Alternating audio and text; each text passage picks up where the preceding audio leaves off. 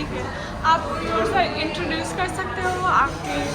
अच्छा, एक्चुअली मैं प्रफुल्ल सुतार हूँ और सेव इंडियन फार्मर्स के साथ पूरे इंडिया में एज अ ऑपरेशन मैनेजर करके काम कर रहा हूँ।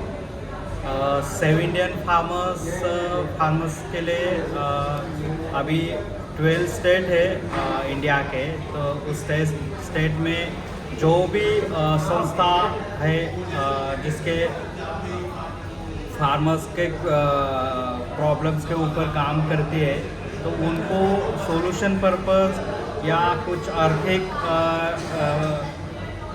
इकोनॉमिकल सपोर्ट्स या 6 सेक्टर्स है सेव इंडियंस के, जो उसमें से वाटर इरिगेशन है, वाटर कंजर्वेशन है, फार्मर इनकम सपोर्टेड्स जो जॉब्स है वो है, बाद में farmer seeds distributions, seeds providing का जो काम है उसके बारे में हम पूरे इस 12 स्टेट में काम करते हैं अभी।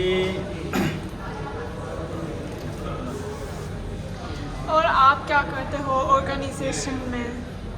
या नहीं, मैंने अभी बताया एज अ पोजीशन बताया। हाँ या और सेव इंडियंस क्या काम करते हैं वो बताया। हाँ। हाँ, और मैं सेव इंडियन फार्मर्स में जो भी संस्थाएं सेव इंडियन फार्मर को अप्रोच करते हैं as a economical supports for farmers problem solutions, तो उनके लिए हम फंड्स प्रोवाइड करते हैं उस संस्था के लिए। तो उस संस्था का और हमारे सेव इंडियन फार्मर्स का जो कम्युनिकेशन है, जो उनके प्रपोजल्स है वो प्रपोजल्स रिव्यू करना, उसका वो जो काम जिस फार्मर्स के लिए कर रहे हैं वो सही है या वो सच में उस तरह का काम हमारे जो 6 नॉर्म्स हैं उसमें से कर रहे हैं क्या, तो वो सब हम वो चेक करते हैं। मतलब मेरा काम है कि जब भी प्रपोज़ल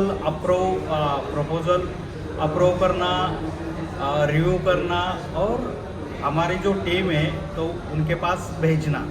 बाद में जब भी प्रपोज़ल सैंक्शन होता है तो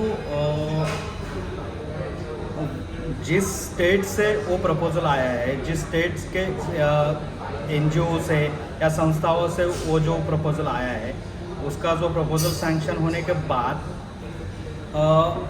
उनका काम को हम मतलब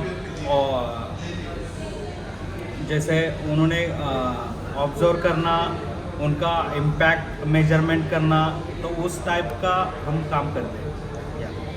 और आप थोड़ा सा बात कर सकते हो लाइक क्या क्या प्रॉब्लम्स है एग्रीकल्चर में महाराष्ट्र? एक्चुअली महाराष्ट्र से मतलब सबसे ज़्यादा जो सुसाइड का जो रेट है महाराष्ट्र में बहुत है। उसके मेजरली 3 रीज़न है, मतलब एक सोशल है, एक दूसरा इकोनॉमिकल है और तीसरा मेंटल है। ये 3 मेजर रीजन्स है सुसाइड्स के। मतलब ये उसके डीप अंदर जाना है तो मेंटल के इकोनॉमिक के बारे में हम जो इकोनॉमिकल स्टेटस है फार्मर्स की, तो उसमें से हम बात कर सकते हैं कि उनका जो क्लाइमेट चेंज का भी एक रीज़न रह सकता है। उसके ऊपर का वो खेती का वो कितना आमदनी, मतलब फार्मर्स का जितना प्रोडक्शन है वो क्लाइमेट चेंज के हिसाब से जब क्लाइमेट चेंज होता है तो वो पूरा चेंज होता है तो वो उनकी आमदनी, उनका जो प्रोडक्शन है वो कम हो जाता है। तो उसके हिसाब से उनका जो जब प्रोडक्शन है वो जितना चाहते हैं उतना वो निकल नहीं सकते। तो वो क्या करते हैं, पहले वो क्रॉप के लिए जो लोन मतलब वो सब फार्मिंग सिस्टम मैनेजमेंट के लिए वो लोन लेते हैं बैंक से पहले।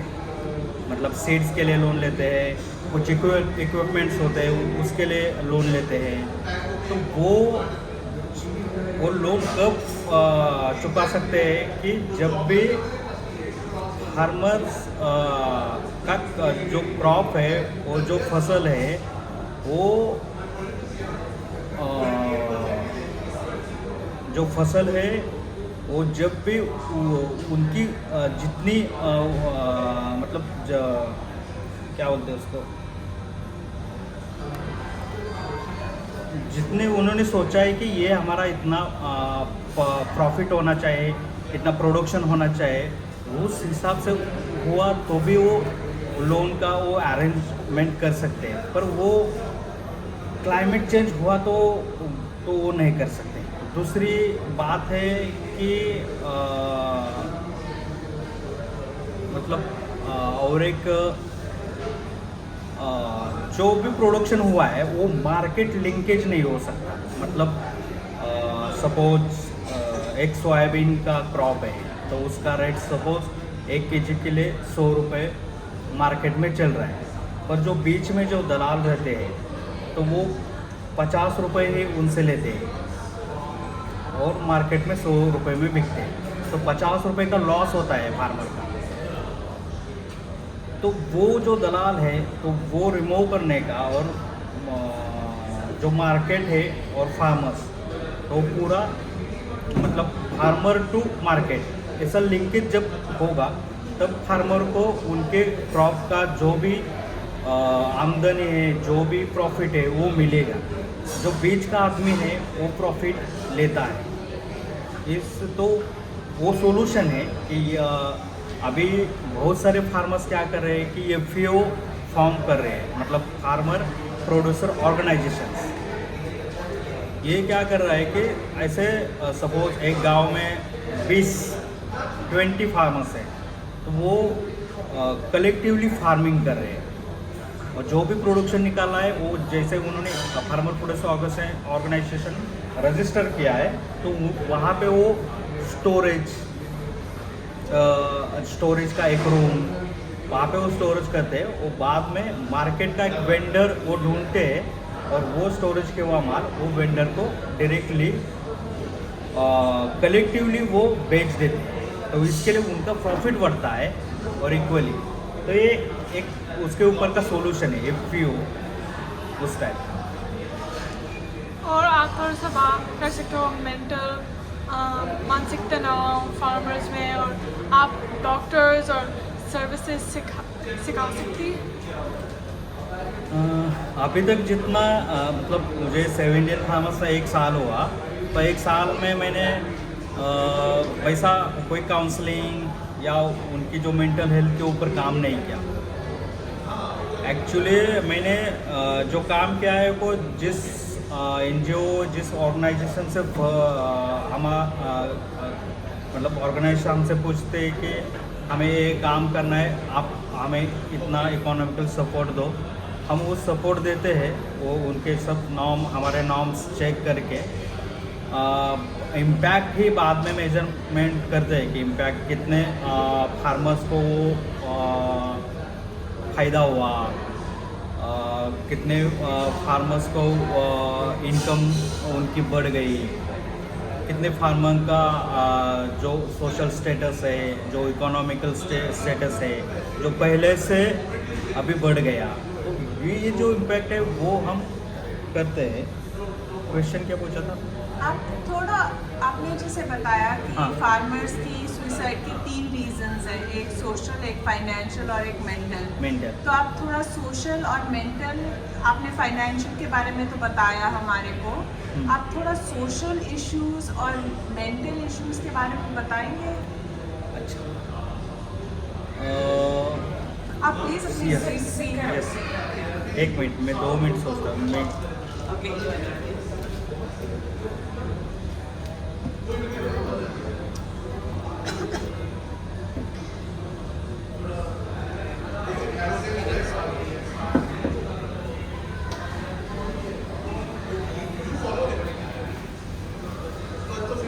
पहले सोशल इश्यूज के साथ स्टार्ट करते हैं कि क्या सोशल इश्यूज हैं फार्मर्स की। एक्चुअली सोशल इशू मतलब क्या कि सोशल मीन्स अपना घर और आजू बाजू का जो कम्युनिटी है, जो समाज है, जो आजू बाजू में रहता है। तो वो इशू क्या है कि फार्मर खेती क्यों करता है? क्योंकि उसके ऊपर जो भी निर्भर उनके बच्चे हैं, उनकी वाइफ है, उनकी मतलब ग्रैंड मदर, ग्रैंड फादर या कुछ और उनके रिलेटिव्स थे, मतलब जिसको पोसना है उनके लिए वो काम करते हैं। उसमें से क्या आता है कि पहले कि जो बच्चे हैं उनका जो एजुकेशन एक, दूसरा हेल्थ है, जो फैमिली हेल्थ है वो, तीसरा उनकी कुछ अपेक्षाएं हैं कि हमें वो घर, हमें फैमिली के लिए एक थोड़ा मकान चाहिए, एक गाड़ी चाहिए, मतलब मकान तो चाहिए बाकी, और बच्चे का एजुकेशन तो पूरा होना चाहिए, या कुछ खेल थे उसके आरोग्य की कुछ समस्या है, तो वो जो नीड्स है वो पूरी होनी चाहिए। तो सोशल में ये आता है कि ये ज़रूरतें वो पूरे नहीं कर पाते। ये ज़रूरतें कब पूरे हो जाएंगे? वो फार्म के डिपेंड, जब खेती में उनका आमदनी बढ़ेगा, उनका जो प्रोडक्शन है वो निकलेगा, उसको मार्केट रेट मिल जाएगा, ज़्यादा रेट मिल जाएगा, तो वो डिपेंड्स हो जाएगा। तो ये सोशल प्रॉब्लम है उनका। तो इसके ऊपर उनका मेंटल हेल्थ डिपेंड है। ये प्रॉब्लम्स है। मेंटल हेल्थ मीन्स क्या कि इस प्रॉब्लम्स की वजह उनकी मेंटल हेल्थ बिगड़ जाती है। मतलब ये हम कैसे कर सकते हैं, ये यहाँ पे समझा क्लाइमेट चेंज हो गया, वो पूरा गया, बाढ़ आ गई, या अकाल पड़ गया, अकाल में पानी नहीं है किस खेती के लिए, बोरवेल किया तो बोरवेल से पानी नहीं निकलता, वेल किया तो उसमें से पानी नहीं आ रहा है। तो खेती पूरा पानी के ऊपर डिपेंड है। कई भाग ऐसे हैं, जैसे महाराष्ट्र में बीड है, जैसे हमारा सातारा में मान खटाव तालुका है, तो वहाँ पे बारिश बहुत कम गिरते हैं, और पानी के बिना वहाँ पे खेती हम कैसे कर सकते हैं? तो साल में एक ही बार वो पिक लेते हैं, वो एक ही बार वो क्रॉप लेते हैं, मतलब 2, 3, 4 मंथ। बाकी 4 मंथ के क्रॉप पर पूरा 8 मंथ का फैमिली को वो संभालना, उसका खर्चा करना, तो वो जो प्रेशर आता है, तो उससे उस बाद में प्रेशर आने के बाद वो क्या करते हैं, जैसा पैसा कम करते हैं तो अपना ज़मीन का जो 7/12 रहता है, तो उसके ऊपर वो लोन लेते हैं बैंक से लोन लेते हैं। वो जो ज़रूरत है वो पूरी हो जाती है, पर बाद में वो चुकाना भी है, तो वो सोचते हैं कि यहाँ से निकलना है तो चुकाना, पर बाद में ये प्रॉब्लम आती है, ये हम नहीं चुका सकते। तो वो सोशल और मेंटल है, उस लिंकेज है, सोशल इशू उसके अपनी फैमिली इशू के ऊपर उसकी मेंटल है। तो उनको मतलब एक है शिवार संसद करके, मतलब मूवमेंट, एक मेरे फ्रेंड ने, अभी वो यूके में पढ़ रहा है, तो उन्होंने वो मूवमेंट अभी शुरू की थी पिछले 2 साल से।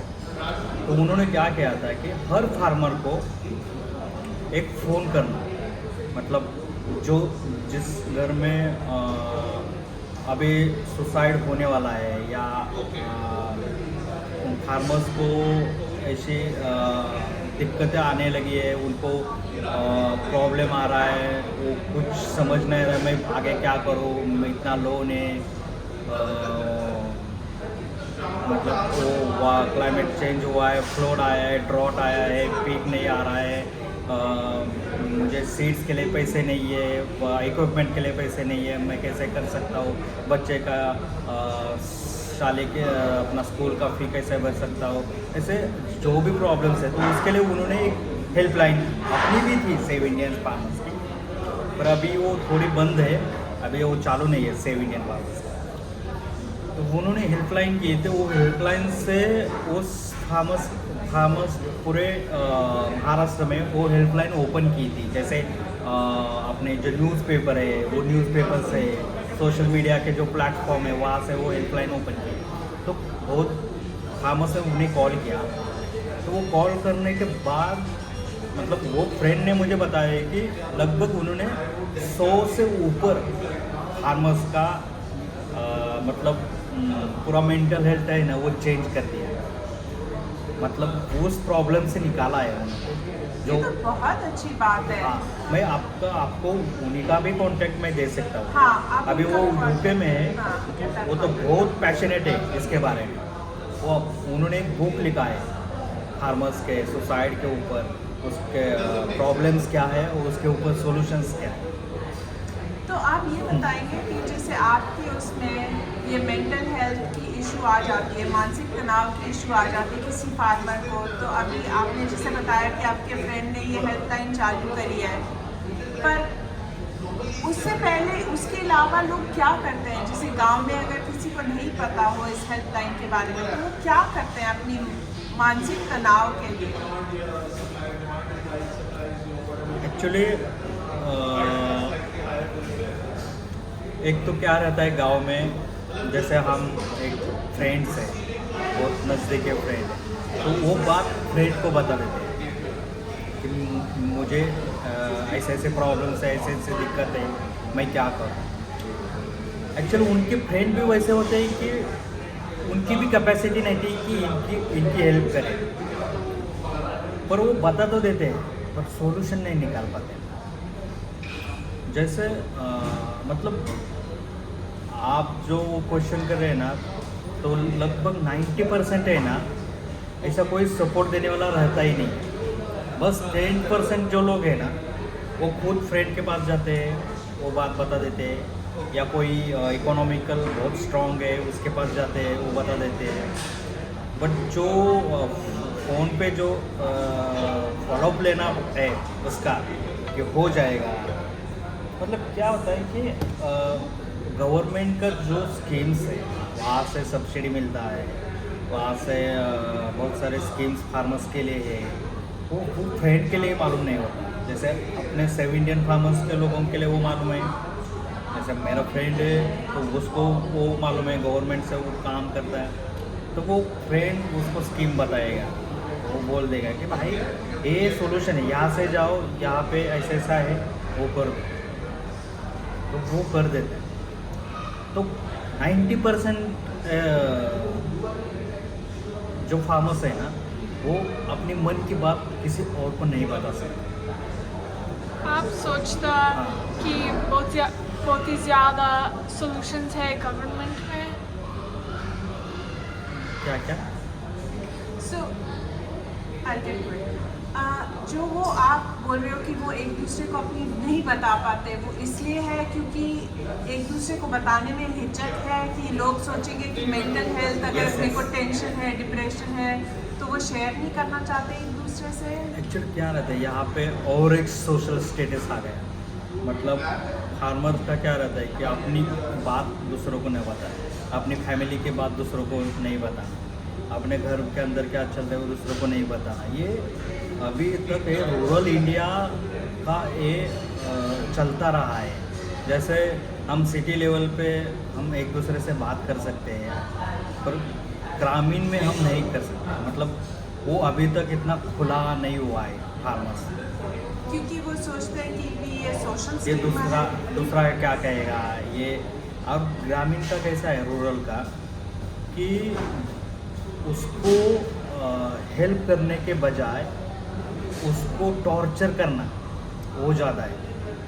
मतलब देखो यार ये तो पूरा लोन में चला गया, इसकी तो हालत ऐसे हुई, मतलब पूरा ऐसा उनको बदनाम करना। ऐसे गांव का जो चौक रहता है वहाँ पे कट्टे पे बैठ के ऐसा इस टाइप का है, तो वो उन्होंने देखा है, इसलिए वो बात उनसे नहीं कही जाती। हाँ, थर्ड पर्सन है, मतलब दूसरे गांव का है, दूसरे ज़िले का है, या हमारे जैसे संस्था है, हम क्या उनके गांव में आके उनका कोई हम दूसरों को बताने वाले नहीं है ना, तो वो हमें वो बात बता देते हैं, साहब ये ऐसा ऐसा मुझे प्रॉब्लम से यहाँ से मुझे निकाल, कैसे निकाल सकते।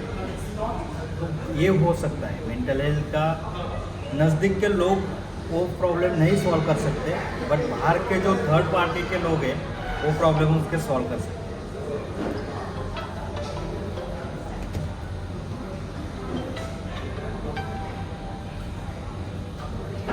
हेलो, हां अभिजित सर बोला.